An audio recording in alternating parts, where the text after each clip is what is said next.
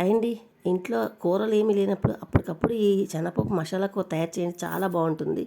దీనికోసం ఒక కప్పు శనగపప్పు ఒక 10 నిమిషాలు నానబెట్టుకొని కుక్కర్లోని కప్పుకి కప్పు నీళ్ళు పోసి 2 విజిల్స్ వచ్చిన దాకా ఉడికించుకోవాలండి.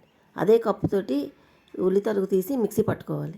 ప్యాన్ పెట్టుకొని ప్యాన్లోని కొంచెం ఆయిల్ వేసుకొని కరివేపాకు పచ్చిమిరపకాయలు వేగిన తర్వాత ఏ కప్పుతో అయితే మనం శనగపప్పు నానబెట్టుకున్నాం ఆ కప్పుతోటి ఆనియన్ పేస్టు, ఒక స్పూన్ అల్లం వెల్లుల్లి పేస్ట్ వేసి ఈ మన రుచికి సరిపడగా ఉప్పు, పసుపు, కారము, గరం మసాలా వేసుకొని ఈ మసాలాలన్నీ కూడా తడి అంతా ఆయిల్లో వేగిపోయి మసాలా దగ్గరగా ముద్దగా వేగాలండి. అలా వేగిన తర్వాత మనం ఉడికించుకున్న శనగపప్పు వేసుకొని చక్కగా ఈ మసాలా అంతా పట్టేటట్టు మరొక 5 నిమిషాలు కలుపుకున్న తర్వాత ఏ కప్పుతో శనగపప్పు తీసుకున్నామో ఆ కప్పుతోటి కప్పున్నర పాలు పోసుకొని దగ్గరగా ఉడికించుకోవాలండి. ఈ కర్రీ రైస్, రోటీ, చపాతీ అన్నిట్లోకి చాలా బాగుంటుందండి. నా వీడియో నచ్చితే లైక్ చేయండి. Thank you for watching.